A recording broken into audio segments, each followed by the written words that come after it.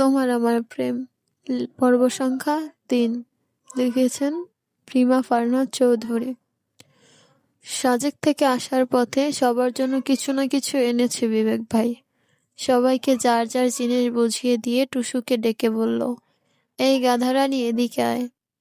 টুসু এগিয়ে গেল। বিবেক ভাই তার দিকে তাঁতের শাড়ি বাড়িয়ে দিয়ে বলল, এটা পরিস। টুসু হেসে বলল, আমার আপার জন্য কিছু নিয়ে আসুনি?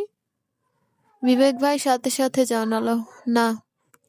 জেম্মা বলল, এ কেমন কথা বিবেক, ওর জন্য কিছু আনলি না? বাড়ি এসে যখন জানতে পারবে তুই কিছু আনিসনি, তখন কি তুলকালাম কাণ্ড ঘটবে তুই জানিস? বিবেক ভাই বেশি কিছু বলল না, তবে আপা বাড়ি ফিরে ঠিকই চেঁচামেচি শুরু করে দিল। রাগে দুঃখে অপমানে ওর চোখ ফেটে জল পড়ল। বিবেক ভাই অবাক হয়ে বলল, আশ্চর্য, পকেটে পয়সা ফুরিয়েছে তাই আনতে পারিনি। তোর জন্য এনে টুসুর জন্য না আনলেই খারাপ দেখাতো না? তুই বয়সে ওর বড় হয়ে এমন অবুঝের মতো করছিস কেন? আপা রাগে কাঁপছে তখনও। জেম্মা তাকে ধরে রেখেছে, শান্ত করাচ্ছে। বিবেক ভাই আসলে ওর জন্য কিছু না এনে প্রতিশোধ নিয়েছেন, কারণ উনি কিছু বললে আপা তার বিপরীতটাই করে। আপাকে যদি বলে নীল শাড়ি পর, আপা পরে লাল। সারাক্ষণ ওনাকে রাগিয়ে দেওয়ার তালে থাকে। বিবেক ভাই আপার সাথে সহজেই রাগেন না, যত দ্রুত টুসুর উপর চড়াও হন। তাই শোটটা এভাবেই নিয়েছে। সেটা তার ঠোঁটের কোণায় চাপা হাসিটা বুঝিয়ে দিল। আপা রাতে খাওয়া দাওয়া করল না। টুসু ভয়ে আপার আশেপাশেও গেল না। রাগলে বিবেক ভাইয়ের মতোই ভয়ঙ্কর লাগে আপাকে। কি যে হবে ভবিষ্যতে, দুটো মিলে বাড়িটাকে তুলে বসাবে। শেষ রাতে আপা নিজেই টুসুকে বুকে টেনে নিল। টুসুর খুব খারাপ লাগলো তখন। আপার জন্য কিছু আনলে কি এমন হতো? দুদিন পরেই টুসুর ৮ম শ্রেণীর বার্ষিক পরীক্ষা শুরু, তাই বিবেক তাকে এই কমেন্টগুলোর জন্য বকাঝকা করেনি। তবে পায়েলকে ডেকে বলল, ওকে চোখে চোখে রাখতে পারিস না তোরা? সারাক্ষণ ফেসবুকে অ্যাক্টিভ, আজে বাজে কমেন্ট কপি পেস্ট করছে আমার পোস্টের নিচে। আমি এখন থেকে ওকে কমেন্ট করা শেখাবো। পায়েল টুসুকে বকাঝকা করলো, বলল, ওই আইডিতে বেশিক্ষণ অ্যাক্টিভ থাকলে ভাই তোকে মারবে। তুই কি পাগল? ওনার আইডিতে গিয়ে কমেন্ট করছিস কেন? টুসু চুপ করে আপার কথা শুনল, কিন্তু কিচ্ছু বলল না।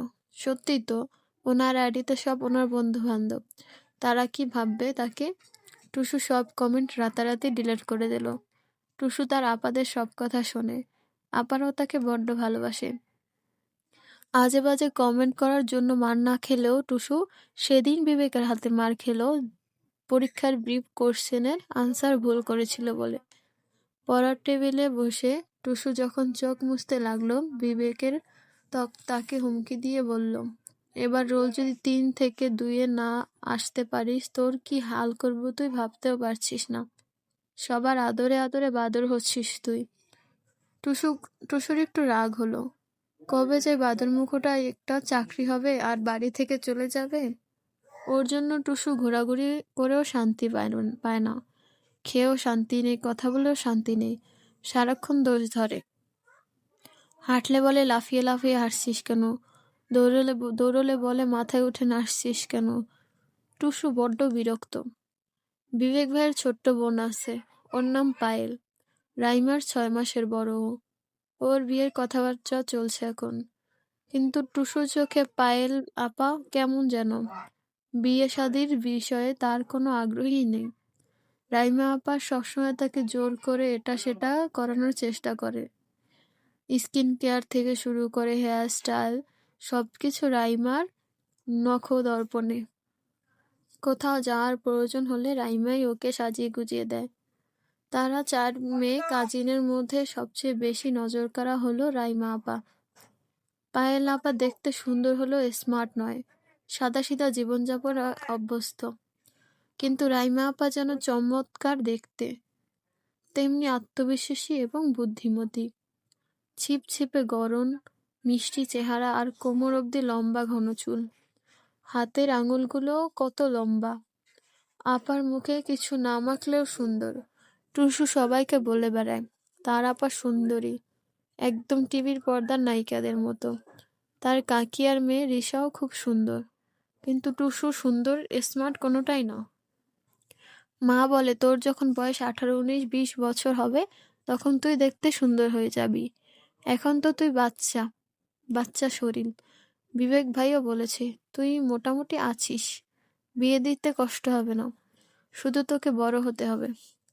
টুসু সেদিন জিজ্ঞেস করেছিল, আপা কত সুন্দর না, ওকে বিয়ে দিতে একদমই কষ্ট হবে না, যে দেখবে তারই পছন্দ হয়ে যাবে। আমার আপার মতো মেয়ে তুমি আর দেখেছো বিবেক ভাই? বিবেক ভাই চায়ের কাপে চুমুক দিতে দিতে মৃততালে মাথা নাড়িয়ে বললেন, না, তোর আপার মতো অমন ঝগড়ুটে মেয়ে আমি আর দুটো দেখিনি। বিয়ের পর ওর সংসারে দুদিন টিকবে কিনা সন্দেহ। বার্ষিক পরীক্ষার পর টুসু একেবারেই ফ্রি হয়ে গেছে।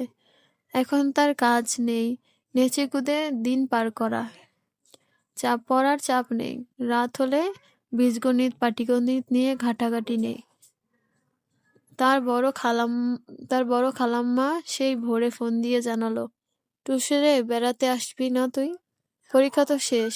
টুসু বলল, না না, আমার পায়েল আপার বিয়ের আয়োজন চলছে, হুট করে বিয়ে ঠিক হয়ে যাবে। খালাম্মা বলল, তাও আয় সোনা, কতদিন দেখি না তোকে। আপাকে বলো, তোর আপা তো বড়লোক মানুষ, সে আসবে না, তুই আয়। কাল শীত পিঠা খাওয়ার সময় তোর কথা মনে পড়লো। টুসু বলল, আম্মা তো শীত পিঠা খাইয়েছে আমাকে। আচ্ছা, দেখি আবার বিয়ের পর যেতে পারি কিনা। টুসু বড় খালা টুসুকে প্রচন্ড ভালোবাসে।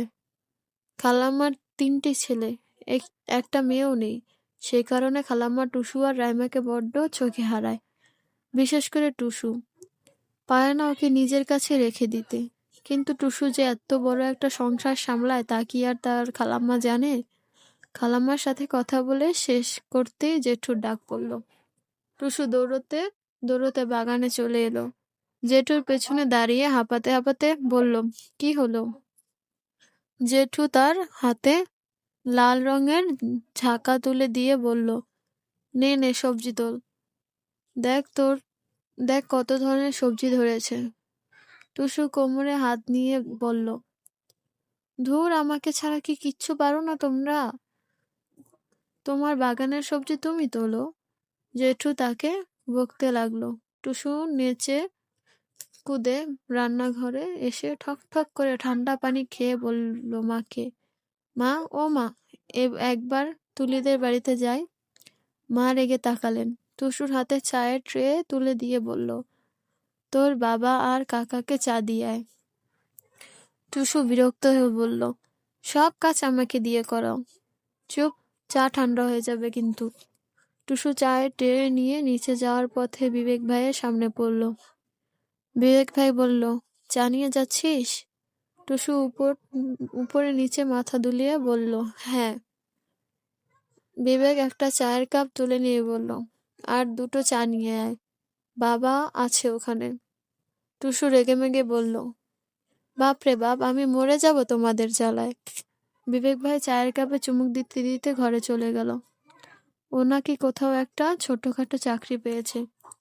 মাস্টার্স কমপ্লিট করার পর আগ অবধি এই চাকরিটা করবে। চাকরিটা কি ওটা কাউকে বলেনি। জেঠুরা সবাই জিজ্ঞেস করলেও কিছু বলেনি। মাঝে মধ্যে এমন চাপা হয়ে যায়, সবাই প্রশ্ন করতেই দ্বিধাবোধ করে। আজই চলে যাবে চাকরির জায়গায়। টুসু বাপ জ্যাঠাকে চা দিয়ে এক পলক তার দাদিমাকে দেখতে গেল। সিঁড়িতে বসে রাইমা তখন পায়েলের হাতে মেহেদি পরাচ্ছিল। টুসু ওদের সামনে বসে বলল, আমাকে একটু মেহেদি পরিয়ে দিবি আপা? রাইমা তার দিকে তাকালো, বলল, তোর পেয়ারি বিবেক ভাইয়ের বল একটা এনে দিতে, তবে পরিয়ে দেবে। আপার সাথে বিবেক ভাইয়ের কথাবার্তা আপাতত বন্ধ।